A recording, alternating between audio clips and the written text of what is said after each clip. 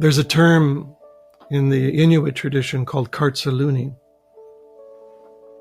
And Kartsaluni translates quite literally, sitting quietly together in the darkness, waiting expectantly for something creative to burst forth. And that's where we are right now.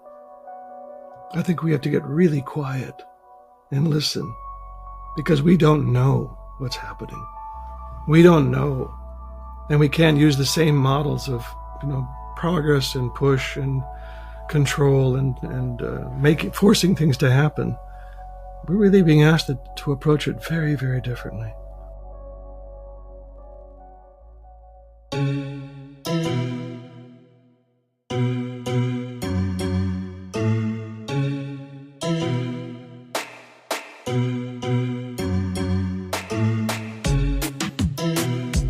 I'm Autumn Brown, front woman of the soul pop band Autumn, a queer science fiction writer, a theologian, a mother of dragons, and a healing justice facilitator for social movements living on Dakota and Anishinaabe land currently known as Minneapolis. And I'm Aja Marie Brown, a luscious Black queer witch writer auntie obsessed with love, an apocalyptic cosmic optimist, and a gardener of healing ideas. I live in the land of the Occaneechi, Shakori, Skarure, Tuscarora, Eno, and Lumbee peoples. And this is How to Survive the End of the World, our podcast about learning from apocalypse with grace, rigor, and curiosity. As a reminder, we have no ads. We are fully listener supported. Patreon for exclusive content. If you're the people who've been waiting to hear what we think about Luigi Mangione, that's the place to go. That's the place to go find out. That was a juicy one. Yeah. Okay. We are so excited and so honored and privileged and delighted to welcome to our show today the incredible teacher, Frances Weller. We are going to have a beautiful conversation with Frances today about grief and soul work. But first, I'm going to just introduce you all to Frances in case you're not familiar. Frances Weller is a retired psychotherapist. Is that right? You're still retired? Yes. Yes, absolutely. Yeah. I'm committed. Committed to retirement. Frances is a retired psychotherapist, a writer, and a soul activist. He is a master of synthesizing diverse streams of thought from psychology, anthropology, mythology, alchemy, indigenous cultures, and poetic traditions. He's the author of several books, including The Wild Edge of Sorrow, Rituals of Renewal and the Sacred Work of Grief, The Threshold Between Loss and Revelation, and most recently, In the Absence of the Ordinary, Soul Work for Times of Uncertainty. Through his work, he has introduced the healing work of ritual to thousands of people. He founded and directs Wisdom Bridge, an organization that offers educational programs that seek to integrate the wisdom from indigenous cultures with the insights and knowledge gathered from Western, poetic, psychological, and spiritual traditions. Welcome to the show, Frances Weller. Yay. What an honor and a pleasure to be here with the two of you. So I'm very curious where our conversation will take us. Me too. Yeah. Where will we go? Wherever will we go? Let's start by checking in. Yeah, let's do it, sister. We like to always check in with how are you right now, today? Frances, do you want to go first? Stretched, tender. There are a number of deaths in my family in the past few months, and a few more lining up. I'm the youngest of 8, so there's a lot of anticipation and watching them board the train to that other world. And so it's been a tender time, and watching what's happening to this country and our planet. It's a very tender time, and yet there's so much beauty, and grateful for this fog this morning and the end of fire season here in California. And so mostly I'm upright and glad to be here.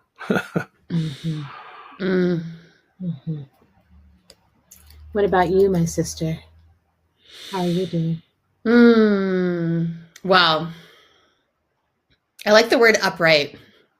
I'm feeling really wide open. As I shared with both of you, I'm by the ocean right now, I'm in the process, the final steps of finishing my book. And I had an intuition many months ago that I would need to be by the ocean to do the final stage of the process. And it has been really powerful experience to be here and to just, my sweetheart was here for the first 2 days. And then the rest of the time I have been completely alone. And so I feel alone in that way that aloneness can feel so crowded. I feel like alone, but surrounded, really surrounded. And I'm tired. My brain has been working really, really hard. My heart is working really, really hard, but it's like really, really good work. I'm feeling so much gratitude right now because the thing that's making it possible to be here is Adrian and I's mom is in Minneapolis right now taking care of my children so that I could be here. So I'm also feeling just really held and connected. What about you, sister? Well, I love hearing from both of you the sort of intersection points that we're meeting at. I feel grateful to be here, grateful to be with y'all in this conversation. And I've had a couple of conversations with Mom while she's out there taking care of the kids. I just keep calling and like getting downloads of, vicarious auntie experience. And last night, one of my nibblings locally came over and we had like a Moana pajama party, Moana 2, where we like all wore pajamas and played Moana 2 and sang at the top of our lungs, which is funny because I don't know the songs from Moana 2 that well, but I still I went at it with gusto and I think that made up for it. Harmonies. I was like, oh yeah, girl. But I think under all that, I've been grieving. I'm feeling sad like this in the past couple of weeks. There's been so much death in Gaza, but one of the journalists that I really loved and really felt connected to, Saleh, was killed. And it's just really sitting with me, to make it this far into a journey like this and to make it this far of watching from afar and being like, wow, I really love you and I'm rooting for you. And it looks like, there's just this moment where it's like, oh, maybe there's a real ceasefire. Maybe we made it. And there's a sense of celebration in his face.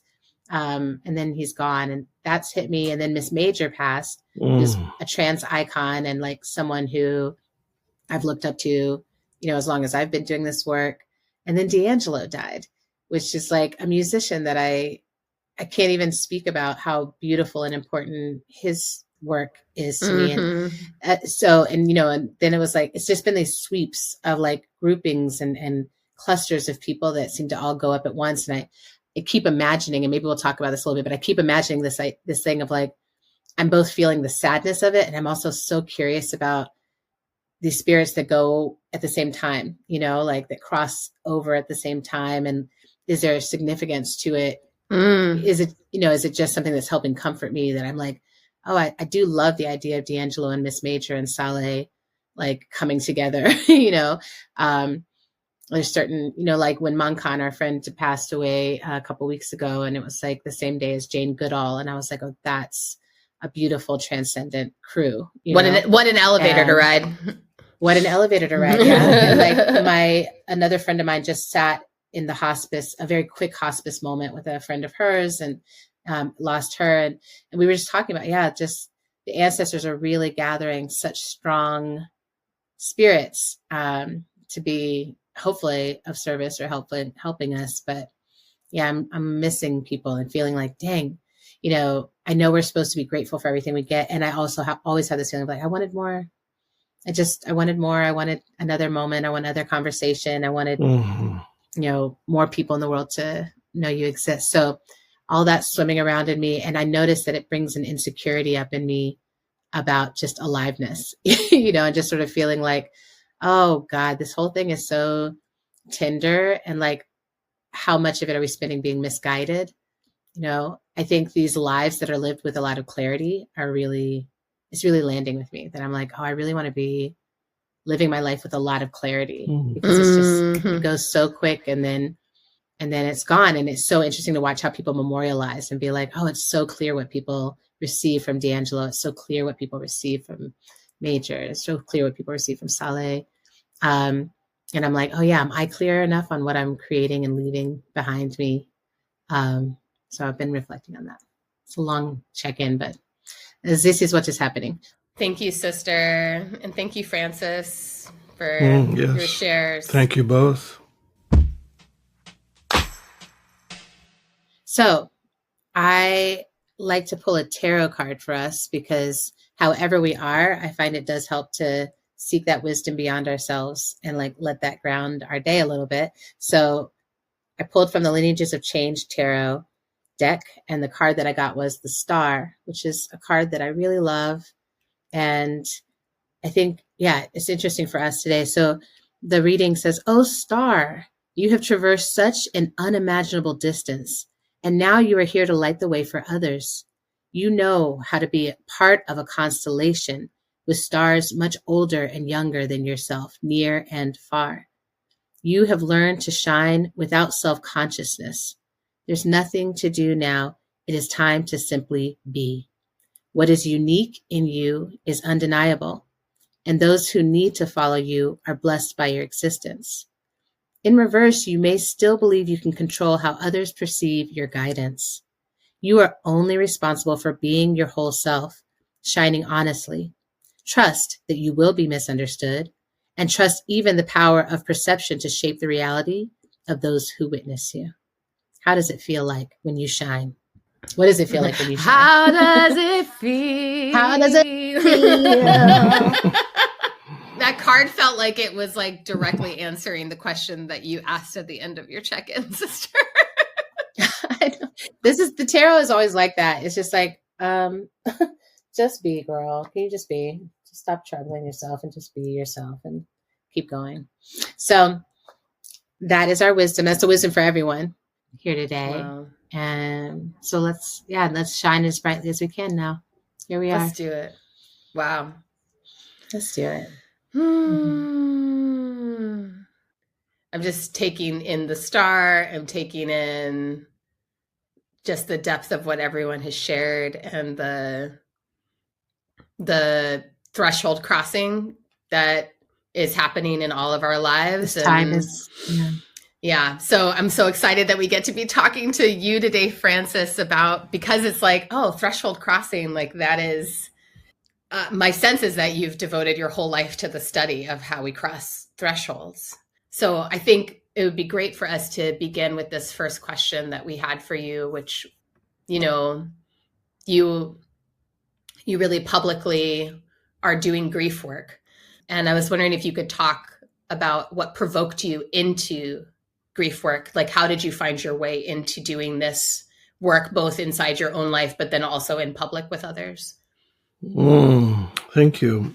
Again, thank you for having me. I'm delighted to be here. And I often respond to that question, which I'm asked frequently. And I just say, I never volunteered for the position. It's like, I was conscripted very early on in my life, in my family. I remember growing up with a prayer on my lips every night, please let my parents live till I'm at least 20. Because they were so much older than I was. And there was this kind of foreboding sense of early departure. How old were you when how old were they when you were born? My mom was 46 and my dad was 48. So wow. Yeah. So they're more like grandparents to most of my friends. That was, so. Yeah. Anyway, at 16, when I was 16, my dad had a massive stroke and never spoke again. And so it's like childhood kind of crashed very quickly. And I was now the last one home. Everyone else had moved on. So I was, pushed into a position of having to care for a very weakened man, which actually amplified the feeling that he and I, in our lifetime, never had a single conversation. So there was this kind of emptiness between us, and now I was caring for him. And ultimately, I went on to college and graduate school, and became pretty interested in the depths of human experience. That's kind of where I was pulled very, very early. So that I carried a certain quality of melancholy into graduate school. And then you begin doing therapy with people, and there is nothing that comes in the door that's not saturated with sorrow. Whether it's childhood wounds, end of a relationship, death of someone close, there's always grief. There's always grief. And grief was never talked about in graduate school. It just wasn't addressed. It was all about, strengthening, improving, rallying, fortifying, mastering. But the quality of attention to what's happening in the depths was not there. And so I was fortunate enough to have 2, 3 very, very good mentors. My first time with a mentor, I was licensed at 27 years old. I mean, just a wee pup, and they gave me a license to sit with people. Wow! Don't blame me. But I was. They said I could. They said I could, But I was smart enough to know I didn't really know anything about sitting with folks, so I called the Jung Institute in San Francisco, and they gave me a bunch of different analysts in the area. And as I was talking to Clark, I said, this is the man I want to sit with. There's something about his presence that really touched me. So first time I showed up at his door, and he opened the door, and God, this guy was ancient. He must have been like 60 or something. It was just so old. So old. But we sat down, and the very first thing he did is he reached over and patted this big rock he had by his desk, by his chair, and said, this is my clock. I operate at geologic speed. And if you're going to work with the soul, you need to learn this rhythm, because this is how the soul moves. And then he pointed to his clock and said, it hates this. It hates that regimented time. So I tell everybody that story because everyone's in such a hurry to change. But when you sit with people long enough, you realize that hurry to change is often driven by self-hatred. And soul will never participate in an agenda based on hatred. So getting them to slow down and begin to attend to what soul is speaking to them through depression or addiction or loneliness or whatever it is, there's an intelligibility that comes through it.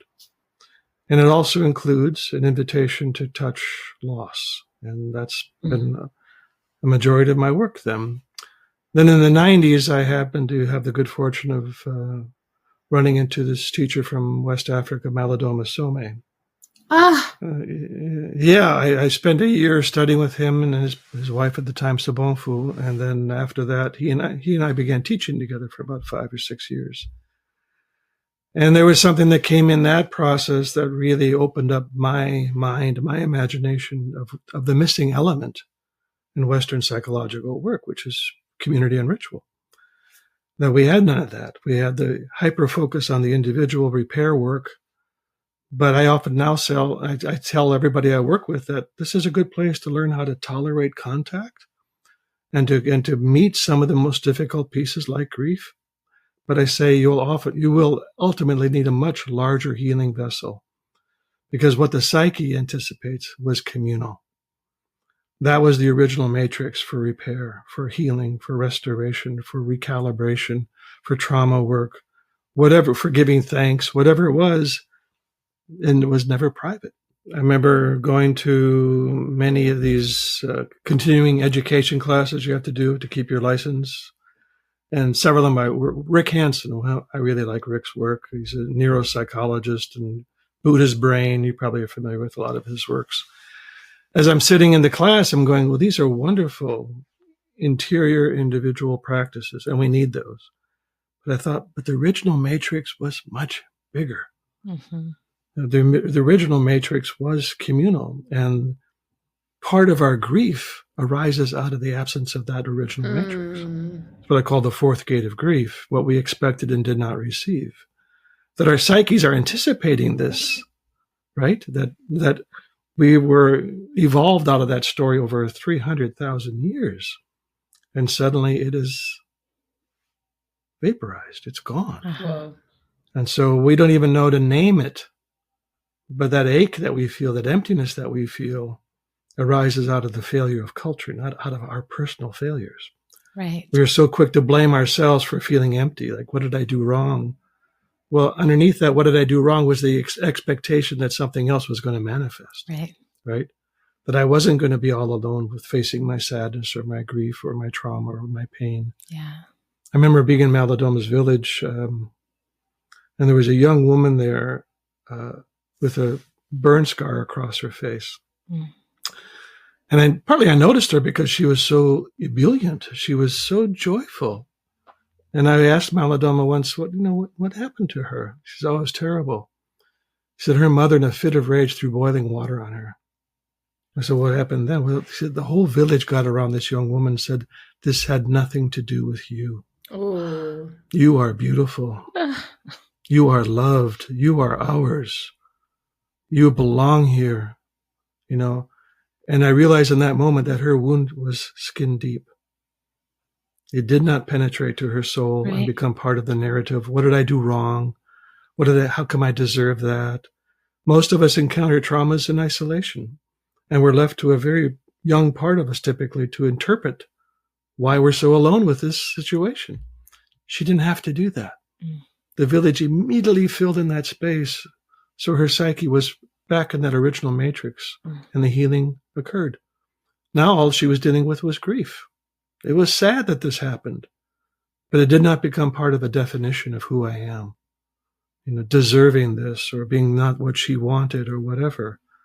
So that was, and again, one of those moments where you see amplified how important it is for us to have community around us for these difficult encounters with life. Mm. Can I ask you one quick follow-up question, Francis? Sure.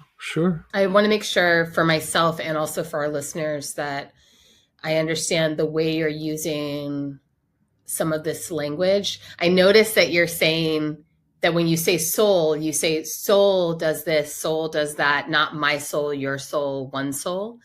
And so I was wondering if you could talk a little bit about soul and psyche and like how do you understand, just how do you use those words? And particularly, can you help us make sense of the expansive way that you're using the word soul? A very important expansion of a single word that oftentimes has so many associations with it that don't lead to expansion, but to contraction. So the way I use it comes out of the archetypal psychology, indigenous animistic traditions. Soul is what allows us to experience anything of depth. When we say we are having a deep conversation or a soulful conversation, means we've gone into the territory of descent, moving down. It's down into vulnerability, into tenderness, into grief, into shame, into wounds. Just the whole territory of soul, in my understanding of it, takes us down into what is most human in us. Whereas spirit, in this tradition, is a rising energy. It uplifts, it clarifies, it ascends. And we're very good at that in this culture. We know about spirit all the time. What we don't have is a language of descent. And that's where we are collectively right now. We're in this process of a massive descent into what I call the long dark. Mm-hmm. And this time is a necessary time of engaging all that gets neglected when you're in ascension culture. Things on the margins, things that are suffering, all the things that we neglect collectively in this country are those that take us down into soul, into that place of, where you find soul in the collective is on the margins. People of color, the gay, lesbian, trans community. This is where you find soul, indigenous cultures. You don't find it in the straight white male community. I'm sorry to admit that, but that's the reality. That's what I've been trying to work with over these past 40 plus years, is trying to wake white men up to the trouble we're in and the trouble we're fostering by our neglect and our avoidance of what we have to address. I just gave a talk last 2 weeks ago in Minnesota, north of Minneapolis, actually, Sturgeon Lake. I was up there for the 41st Minnesota Men's Conference. And I said, today I'm talking about a subject I've never spoken publicly about, but I've hinted at. Wow. And that's white emptiness. And the legacy of that white emptiness and the consequences of that emptiness in terms of consumption, racism. I mean, you look at almost every single thread that we're suffering from, it emerges out of our avoidance of acknowledging this emptiness that we are carrying from the rupture and disruption of lineage, of tradition, of language, of ritual, of myth. All of that got silenced. And in its place, we developed capitalism, colonization, empire, supremacy. Oh, great strategies for coping with emptiness, right? But that's the legacy that we have to deal with. I have to deal with. And so the men were very moved. I was very pleased by how they received the topic. And I'm finally going to finish this essay on, it's called At the Heart of All Our Sorrows, an excursion into emptiness. And it's been the hardest piece of writing I've ever tried to do. I don't want to look at it. I mean, who wants to look at that? Yeah, I like that.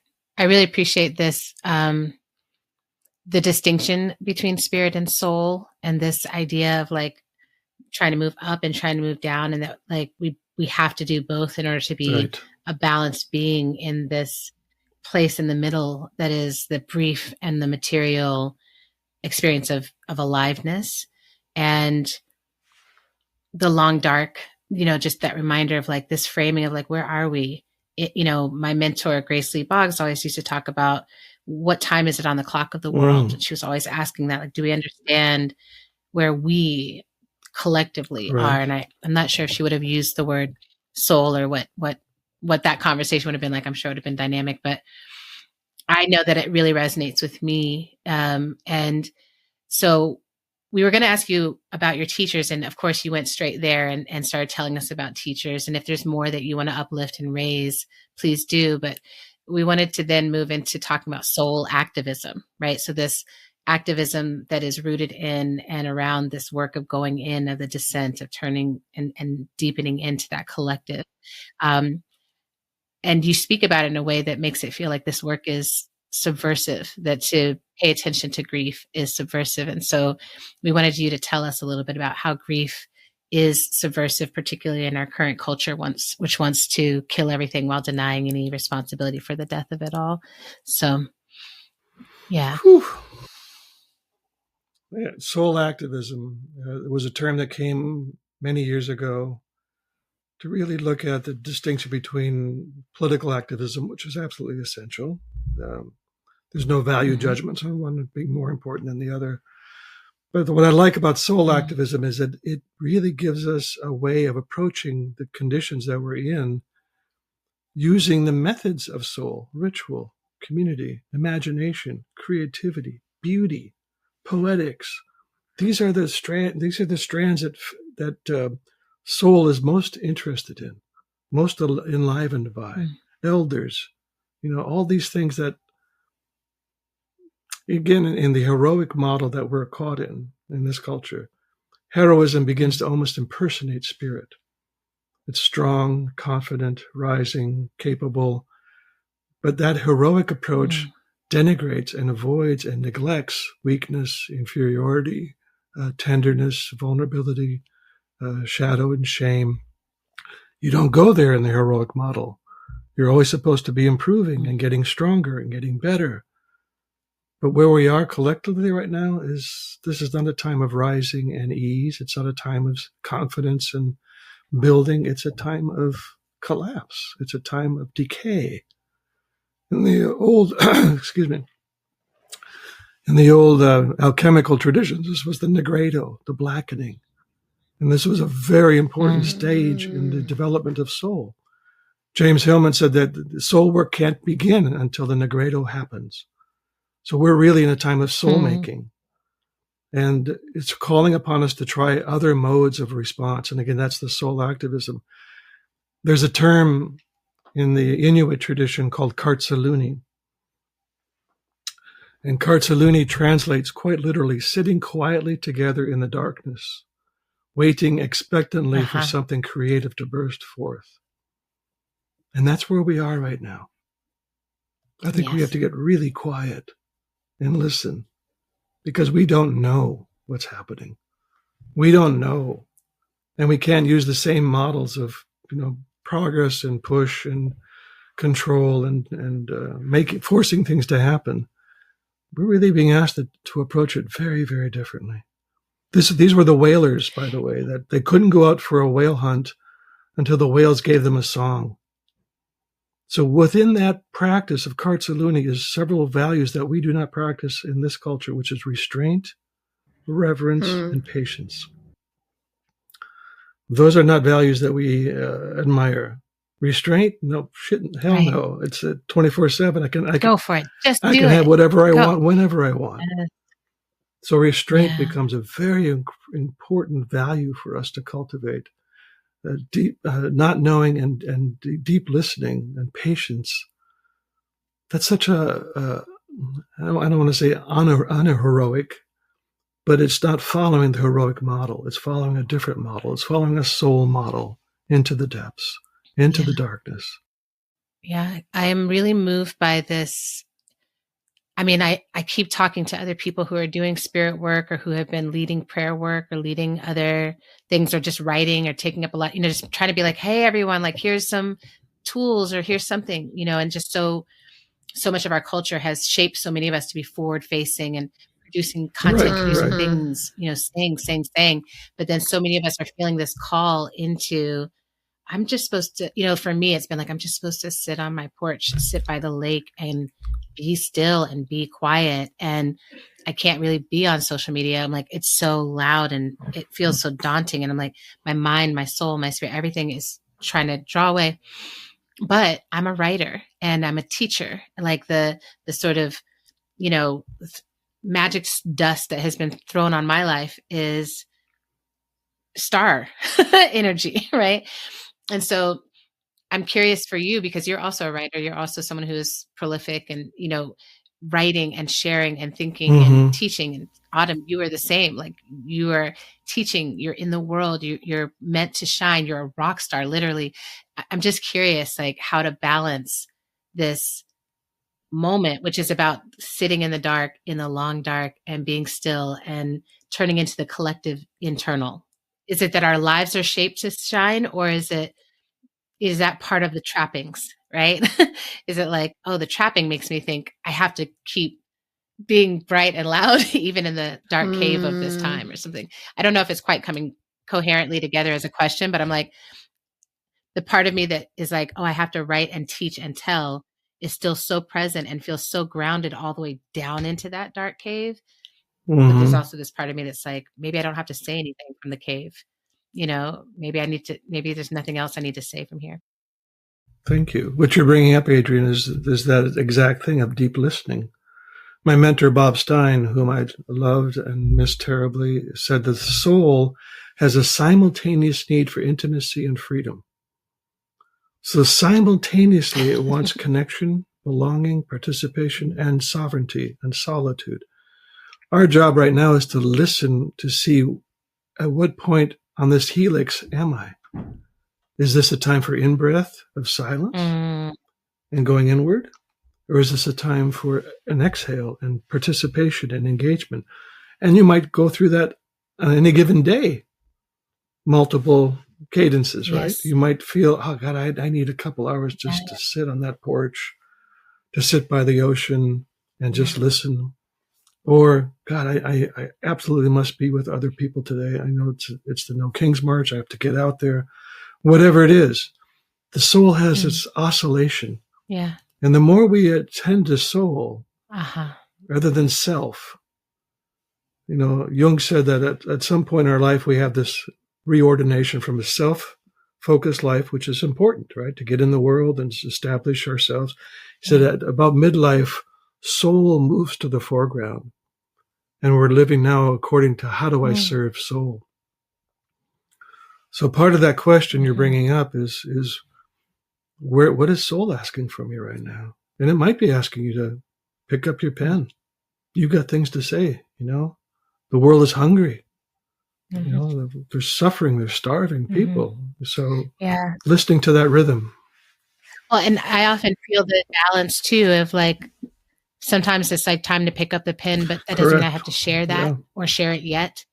Or, I've been doing a lot of ritual, and we'll get to ritual a little bit later, but I've been doing so much ritual by myself and just being like, this is enough to do this by myself with no witness. It's like, I did it on behalf of the collective, and that's enough. And then there's other stuff that's like, oh, that wants to be written and shared right away. And both Autumn and I are in a book writing process. So like practicing the patience of being like, I'm writing this, but it's not going to come out for a year or maybe a year and a half or something. And I have to trust that it's coming to me at the right time and it'll come into the world at the right time. Right. And, it's all there. Anyway, thank you. That was really helpful for me. Good. I've been thinking a lot about and writing a lot about ritual for my own work. And I would just, hearing, and I've been thinking a lot also about like, what's the difference between a ritual and a ceremony, and there's something to me about the role of witness as like something that differentiates when a ritual becomes a ceremony. So all that is to say, I've been kind of nerding out about this question anyway. So I'm excited to talk to you about it, Francis. But I was wondering if you could talk to us about, you do so much ritual work in community. And I was wondering if you could talk about the core elements of ritual, like what are sort of the component parts of how you bring together something and then can call it a ritual. And also, how does soul know when a ritual is needed? I love that last question. Because in a sense, we are troubled. And whether that's because someone in the community is ill or died, or there's been violence in the community, or we want to give thanks. So whatever it is, it calls to our attention. What I've tried to do in my life is really become permeable to the dreaming earth. That I think rituals arise from the earth. Yeah. We don't make them up. Yeah. Just like we don't make up myth. Myth is dreamt into us. And rituals are dreamt into us. For instance, like the San people in southern Africa have these powerful healing rituals. Well, so do the Dine in Nevada. Same focus, which is on healing, but the expressions of it are profoundly different. Yeah. And localized. It's localized. So there are these shared values that almost all traditional cultures hold, but the articulation of those things in ritual space is particular to the space they're in. And I actually experienced that very literally. I was leading a men's initiation project for 17 years.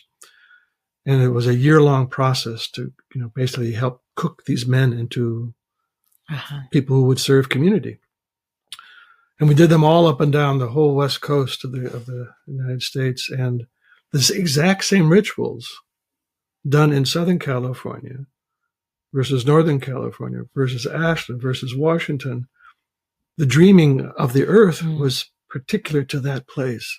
From deep, loamy images in Ashland to rocky,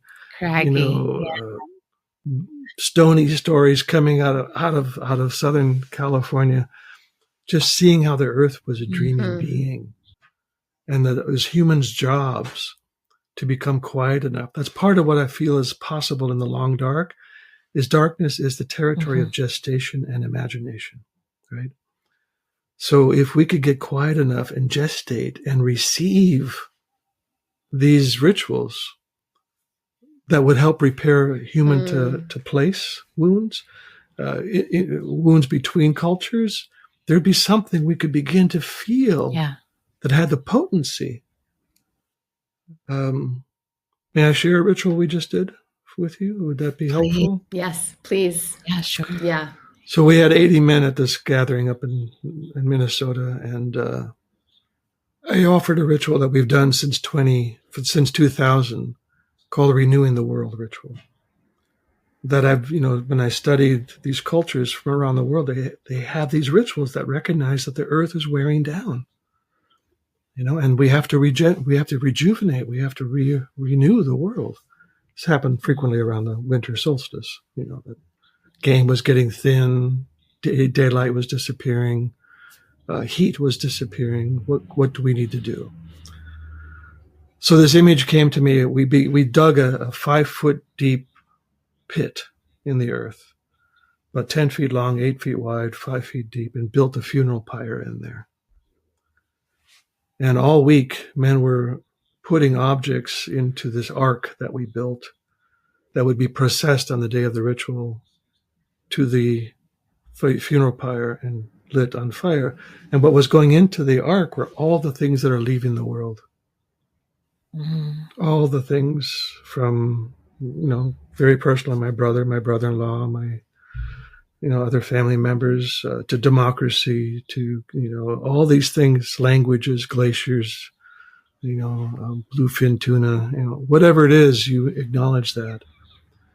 So when we got to the time for the ritual, we processed that over there with song and set it on the fire as these young men were starting the fire. And it was just this consuming grief that we all felt. And the fire was burned with earth, so everyone was kneeling around this fire, just crying over what is happening. And then we end the ritual, that first part of the ritual. I stand amongst them and say, it's over. The world is no more. This is the last night on earth. You'll never kiss your children again. You won't inhale the fragrance of rose or watch the sun rise or the moon come up. You won't kiss your children or your lover or your partner. You won't take a walk with your friend. We've lost it. It is over. All we have left to do tonight is to say goodbye to each other, which brought up a whole other wave of grief, of saying goodbye to these men that we've come attached to and love. And so we end in utter silence and head to bed. And then they were told to be at the bell by 6:00 tomorrow morning. Thankfully, Creator had mercy on us, and there was a 6:00 the next morning. We met there, and we were like, this is amazing. And then we processed down to Sturgeon Lake, and we had a big bucket there, and we scooped out the waters of the new world. The placental waters, the tears, the tea, the lakes, the streams, the glaciers, the ponds, the lagoons, And then we took that water back up to where all the ashes were. And there was a second little grotto that we all crawled through with offerings of gratitude. So we began in grief and we ended in gratitude. And we all crawled through there and made these offerings to her body. And then we, by hand, pushed all the earth back in and then took the water and watered the seeds of the new world. And so far it's working. We're still here. So I'm hoping that the ritual will continue to mend. But this is our responsibility. This is our spiritual obligation to acknowledge all the gifts, but also all the suffering, and to say thank you, and to also apologize. And do whatever we can in our meager, tiny ways to feed her body. Just these little offerings of clay and carvings and, gathered, written pieces of appreciation and beauty. I'm not sure where we're going from there, but... Well, that was beautiful to hear about, to witness, to feel in your body as you were expressing it to us. Like I can see it all. I can feel it. And I love this idea that the rituals come from the earth, that they Yes. are dreamt into us or felt in, like flow into us through the earth. And that really resonates. And, I did a ritual a couple of years ago that was really rooted in song. And a lot of my rituals are rooted in song and art making. And like, even as you were talking through the ritual, I was thinking like, oh, I did some ritual last night. I did one of my ritual songs where I'll just get lost in a song and let myself learn what the emotions are as I go through the song. And I started out in a lot of grief and a sense of like existential loneliness and am I lovable and will my work ever matter? And, all the things that, for me, I cycle through. And by the end of the song, it was like, all you have to do is love and be grateful you get to love. All you need to do. And it was just in the song moving through that. And I'm like, I see that some people do it through poems. Some people do it through songs. Some people do it through these ritual, to me, I'm like, oh, the building of the pyre, the building of the altar are also these forms of making beauty from what the earth has given to us. And so we had this question for you, which is like, what is the role of art in ritual and particularly in grief rituals and moving to gratitude? And if you have witnessed, like you said, you're making, you wake up the next day and it's like, oh, there's something to make, anyway, so maybe that's the answer, but if there's anything else you want to share there, we'd love to hear it. Yeah. I mean, I think ritual was the original art form. There's choreography to it. There's dance, there's singing frequently. There's the making of beauty, shrines. So there's something that evokes. It's like beauty becomes one of the cornerstones of ritual experience. It's what invites the open heart, right? And beauty, James Hillman, one of my primary teachers, said that beauty is the means by which the gods touch the senses, reach the heart, and attract us into life. So it makes perfect sense, doesn't it? In any ritual endeavor, that one of the first things we do is we create beauty. Whether it's through song or whether it's through poetry or the actual creation of spaces, beauty is an essential element to attract us into life. I was talking to my friend Miguel Rivera at this conference. Miguel's from Guatemala, works in LA. Do you know Miguel? I don't think so. Not yet, anyway. Oh, you would love Miguel. Works a lot with inner city kids and doing sweats and helping them find ways through the chaos, and just how many suicides have happened in that community. And that question of what is it that attracts us into life? And so many of us are surrounded by ugliness, not by beauty. And so, that is part of soul activism, is the generation of beauty. Absolutely beautiful, indispensable part of our work. That really resonates with me. Thank you. I'm thinking about what has been provoked in me is thinking about moments in my life where I entered into ritual and really had that profound experience of feeling like I was being guided by earth and guided by grief in the ritual, that I wasn't actively making choices. And Adrienne knows the story well, but I had an experience in 2014 where I lost my fourth child in pregnancy. And we were lucky. Now looking back, I'm like, I don't even know how we pulled this off, but we got to bring the body home with us from the hospital. Small miracle. Really? Literal small miracle. And my husband at the time, we've since divorced, but the way that we moved through those first 24 hours was like, I've never experienced anything like it. But we had this experience of really knowing, without really even having to communicate verbally with one another or with anyone else. We just kind of knew what needed to happen, and we just kept moving through this what became this weird kind of unfolding ritual where we got back to our land. He built a pyre in the woods. We burned the body on the pyre like that afternoon. And it was just the two of us by the fire. And he just like held my body while I wailed into the fire. And then we ate food. Mm-hmm. And then, but one of the things I remember is that I woke up the next morning and just like sat up in bed and knew that I had to go back to the site where the ashes were and start sifting for bones. And so I remember that I like put on my clothes and shoes kind of like as I was walking out of the house. I didn't even say anything to anybody. I just like went into the woods and went back to the pyre and just started sifting for bones and collected all of the small bones that I could find.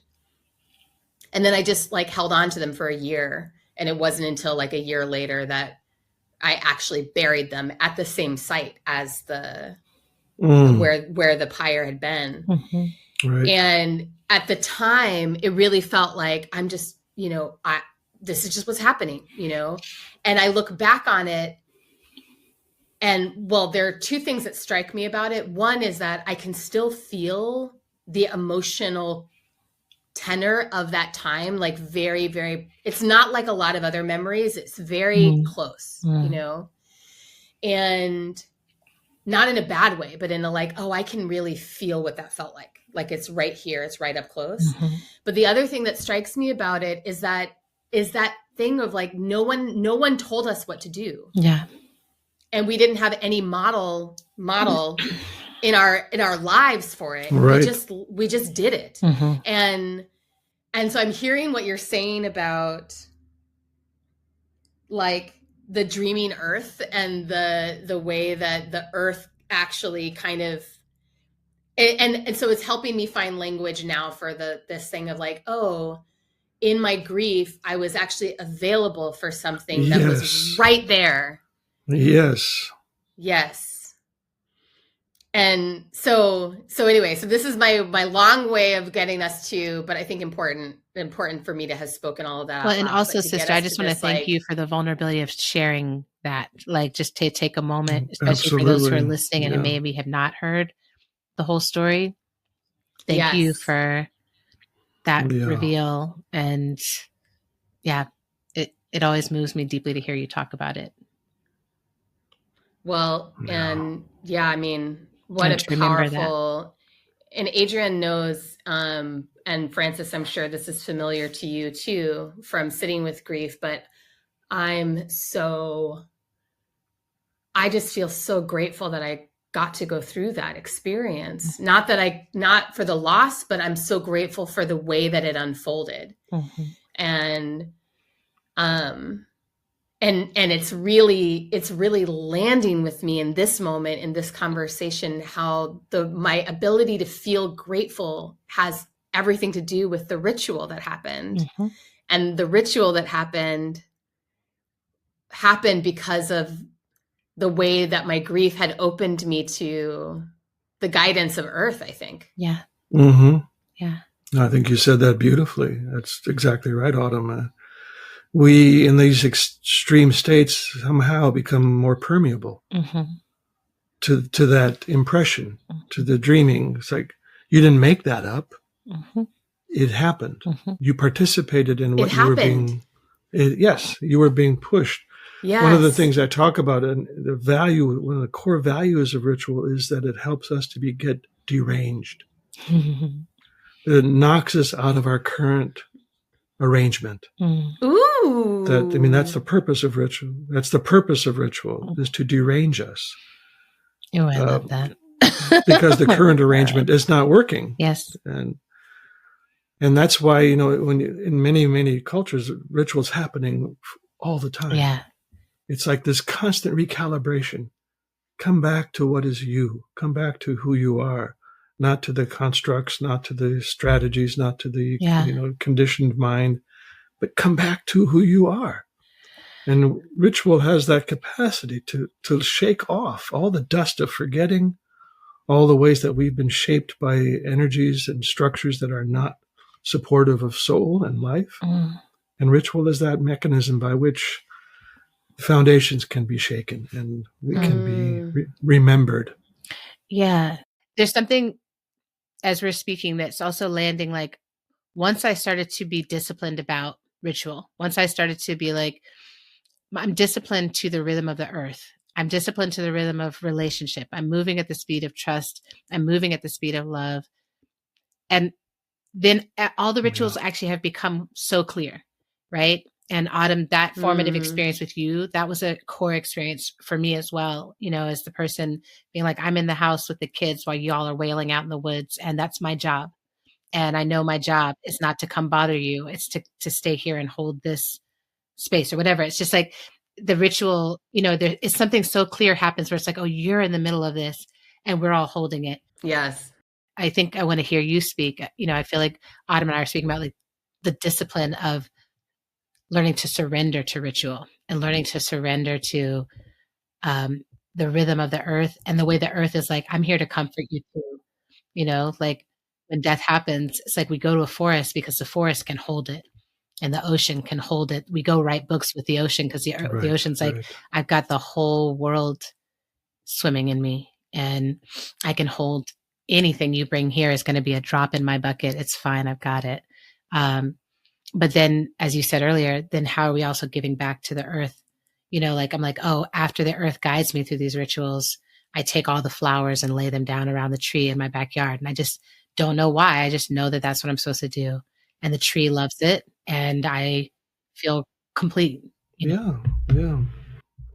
Well, I think there's a true element of maturation involved in this as well.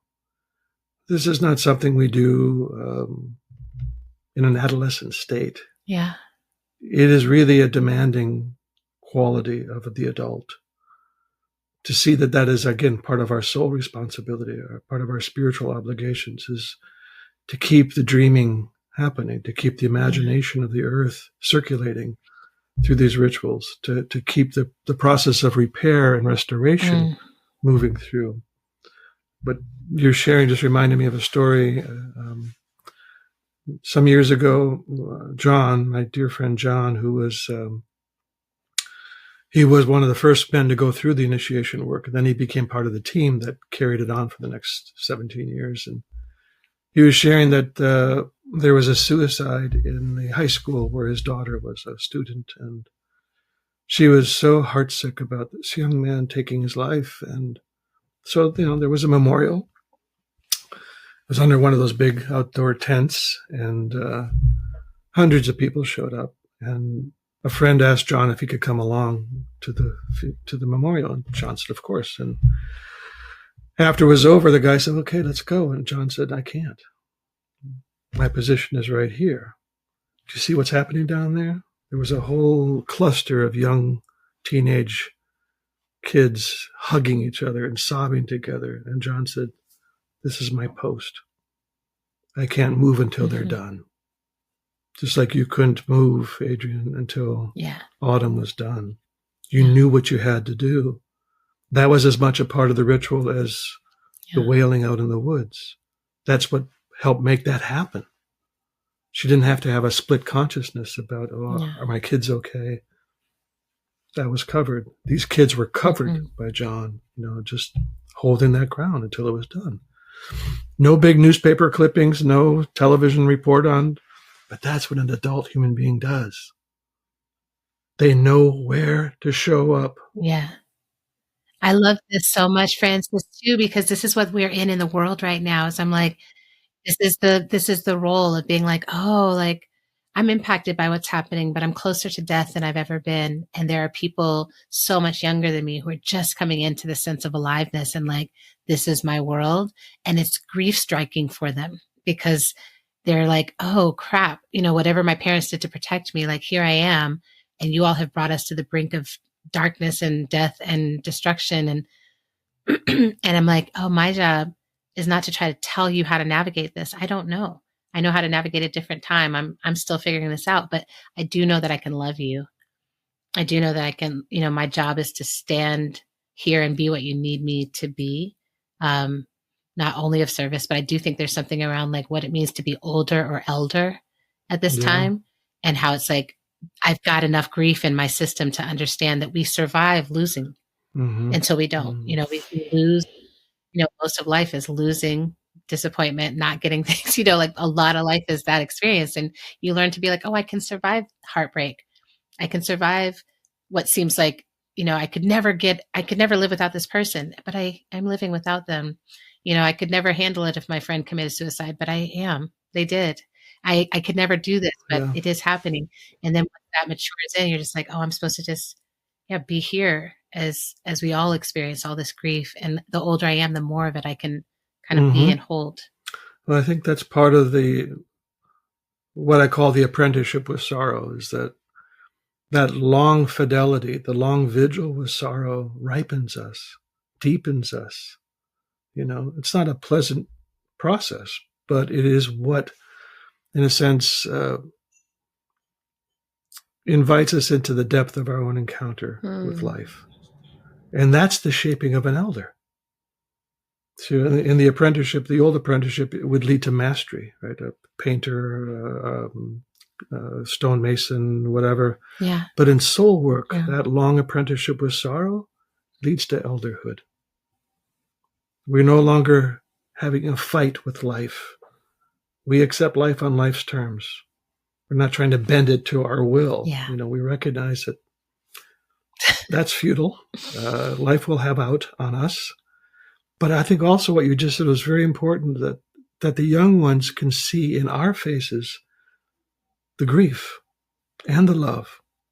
There was a large group of 20-year-olds at this gathering in Minnesota, and I did go down heavily during that grief ritual. We did. I was unexpected. I was going to hold space. I'm one of the elders here. And as soon as we were done with the invocation, I was on the ground for almost 2 hours, just grieving all of what I have to grieve, And we never empty that cup. Anyway. No. We only have about 10 minutes left, but I think it would be good just to give our listeners a taste of grief. Yeah. A taste of the gates of grief. A taste of grief. A little amuse-bouche. Just a sprinkle of grief. Yeah. Yeah. Well, these gates are what I discovered sitting with large groups of people over decades. I think that I remember coming across an old essay I wrote on the 3 gates of grief, and then there was the 4 gates of grief, and then the 5 gates. And apparently someone's added the 6. So the first gate is the one we all recognize, which is that everything we love, we will lose. Everything we love will disappear on us, either through our disappearance or through theirs. So we get to hold on to nothing. And people will often protest that. So, well, I get to hold on to the love that I had with that person. I says, only if you honor the rights of sorrow. If you push the grief away, you will lose the richness of that love. It'll be flattened and diminished and gradually turn to dust. So you have to be willing to say, this is the new relationship I have with my child, with my partner, with my friend, with my brother. That grief is part of my loving them. And so that's a fierce, fierce gate, but it's the one that every one of us will encounter. The second gate is the parts of us that have not known love. So being raised in a capitalistic system, religious systems, educational systems, employment systems, all have an idea of how we're supposed to look and be in the world. Like you can't be sad, you can't be too exuberant, you can't be too sensual, you can't be too angry. So we learn to cleave off huge portions of our being so that we can shape a self that is at least approvable to the circles we want to be allowed into. Well, the problem with that is everything I cleave off is a loss to my wholeness, to my being. And so it's a point of grief, isn't it? The problem is you can't grieve frequently for something you're holding with contempt. Because we learn to treat these parts of us the same ways that they were treated. Being sad. I remember my first foray into therapy in my mid-20s when I finally realized I'd better do this. The first thing I said to my therapist was, I want you to help me get rid of some parts of me. I wanted to get rid of the sad guy, the shame brother, the insecure one. I wanted to get rid of all of them so I could show the strong face, the competent face. That's the one the world wants. They want the competent, strong guy. They don't want this other shit. And fortunately, my therapist failed at his assignment, and I had to keep all those parts of me. And they have become, obviously, the cornerstone for my humanity, right? I mean, that's what it is. So, right. So most of therapy is a second gate ritual. How do I make amends to the parts of me that I've treated with contempt, that I've banished, that I've maintained a sense of exile to these parts of me? So that's what therapy is really about. The third gate is the sorrows of the world. And this, when I first started doing grief rituals, late 90s, we might have one or two people in the circle that were there because of earth grief. The last ones were almost 2/3, 3/4 were there because of what's happening to our world. And so that grief, and it's also what I was seeing in my private practice, was that, in a sense, the patient was now the world. They were talking about economics. They were talking about politics. They were talking about, the destruction of our ecosystems, the disappearances of species, the fact that we can't catch salmon in our own creek anymore for the last 3 years because there's too few. Yeah.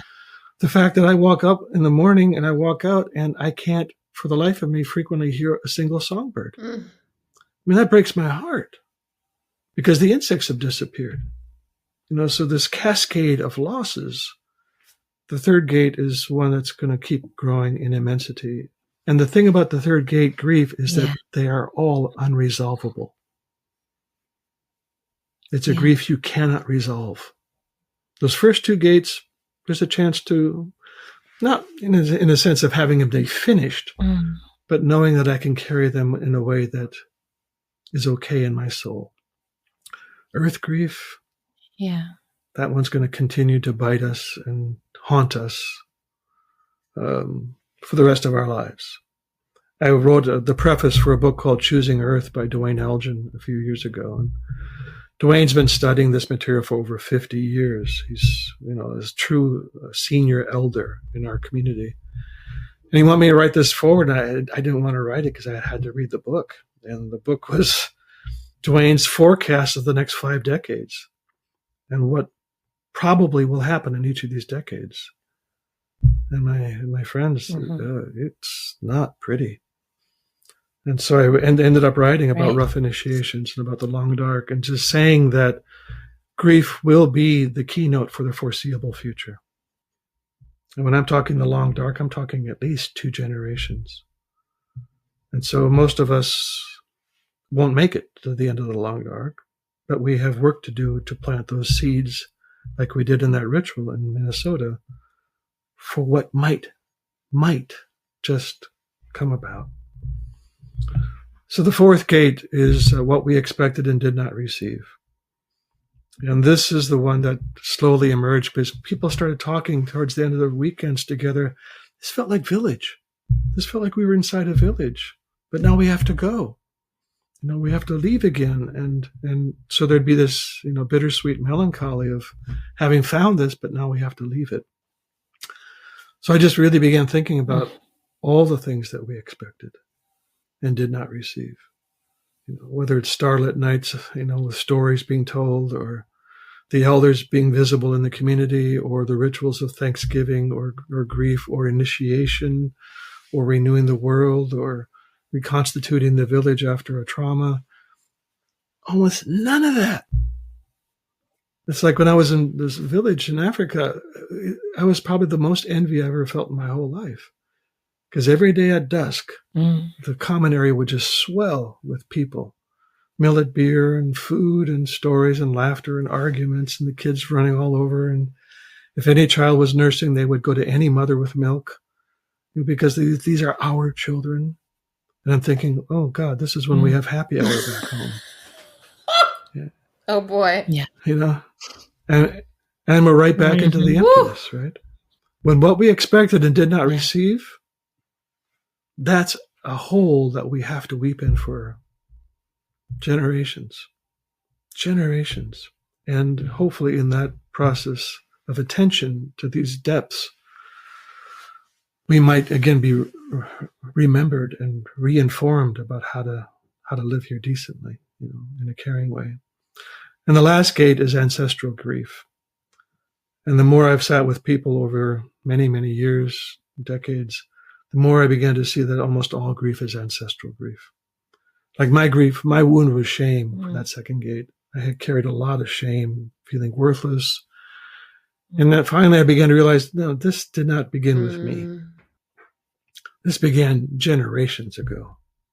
This began, as Rumi would say, in some other tavern. So my job is to be, I'm the current curator of this shame. Yeah. And I don't want to pass it on to my children or my grandchildren. So I have to work with it, but beginning to understand how much we are the inheritors, the current inheritors of so much wounding and trauma and shame and grief that has not been processed and held in any sense of a meaningful way. And then also to look in terms of my ancestral inheritance from white European culture.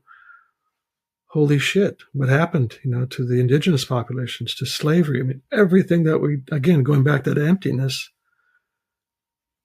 grief is going to be the keynote for the coming generations, as I say. And yeah. So those are the 5 gates. I know people have added the 6th gate, which is the harms we have caused, which I think is a notable gate we should be paying attention to as well. It's so beautiful to hear you speak about these gates, and they're so clear. Like they feel so distinct, so clear, so necessary, so part of our maturation. And and anytime we create these systems where it's like these 5 things or these 6 this or these whatever, it's like there's it's like we know it's sort of an amorphous thing. We're talking in some ways about one big thing, and in some ways we're making these distinctions that are their lenses. And I feel like these are such useful lenses that you're offering us. And for this time where it really is like, I think for so much of the early part of my time as an organizer and activist, I really was like, we can fix this, we can save this, we can turn it around. Like we have to, because we've got to, because that's, and just having this like, oh, we're not going to fix it, and it's not going to radically turn around, and we're not going to become a different people in some massive way in time to stop this harm from coming. And it has been so useful to have your work and other people's work to say, there's this other piece. And it's actually what we have to do in order to truly reckon with what our ancestors have done and what we have done and what we have allowed and what we need and who we're meant to be. We have to go through this whole process, and with our eyes open, with our connections, clearing our channels. I keep thinking about that I'm like, I do this grief work so I can clear my side of every channel so that I can be connected to another person, or that I can experience love in this lifetime, even if I won't necessarily experience peace or justice or the other things that I so long for. And I just wanted to say thank you and sort of give you the flowers for your lifetime of study, your journeying, the teachers you have accumulated, the way you have answered the call for your channel to be used in this particular way.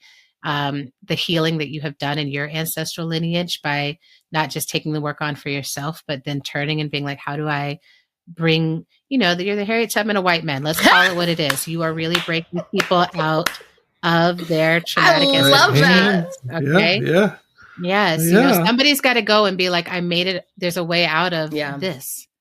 There's a way out of this. Autumn's writing a whole book about this, but that feeling of, I just want to say thank you to you, because actually so much of the healing that we have to do is being able, for some of us, to be able to see someone like you and say, thank goodness you're doing your work, right? It means that I don't have to come try to do your work or keep telling you and your folks to do your work. I'm like, you're handling that, and I can really attend even more deeply to what I need to attend to, and we can stay connected. And then our connection, the channel is clear, because you're doing what you're meant to do and I'm meant to do. And it's just really beautiful to get to have a moment like this in this lifetime. I hope we someday get to do it in person, but it's such a gift. I know for Autumn, I'm like, the tenderness present for all of us here in this conversation is such a gift. And I just want to say thank you. That was a very generous thank you. I really appreciate that. It means it's one of my gifts. Well, you're good at it. You're good at it, Adrienne. I'm an abundant gratitude practitioner. Frances, thank you so much for joining us and for your new work that has come out this year, In the Absence of the Ordinary, and your work, The Wild Edge of Sorrow. And I just want to close on a note of really encouraging folks to go and avail themselves of these texts. Thank you. Well, thank you both for what you're doing to keep it. As in alchemy, we talk about the necessity of keeping the material in the vessel warm. So if we don't keep it warm, it will harden and congeal and there will be no movement. So I want to honor both of you for how much you're putting into the collective field to keep it warm and moving towards something that's alive and generous and beautiful. And so thank you. Thank you both. Thank you. Thank you. Shake these bones, oh I gotta shake these bones, oh I gotta shake these bones, oh I gotta shake these bones. Shake these bones, oh I gotta shake these bones, oh I gotta shake these bones, oh I gotta shake these bones. Thanks for listening to our show. We're on Instagram at End of the World PC. You can make a sustaining donation to our show by visiting our page at patreon.com/IntoTheWorldShow. Another incredible thing you can do to help our show sustain itself is to write us a review. You can write reviews on Apple Podcasts. If you're an iPhone person, this helps people looking for good new content to find us. You can also write one on Tumblr. So How to Survive the End of the World is produced and edited by the incomparable Zach Rosen. Transcripts are in our show notes and on our website, intotheworldshow.org. Literally, who is on Tumblr? Music for today's show right now. Music for today's show comes from Autumn, the band, Tunde Alaniran, Mother Cyborg, and the Banksons. We love you all. Grieve what you need to grieve. Stay connected. We'll see you next time.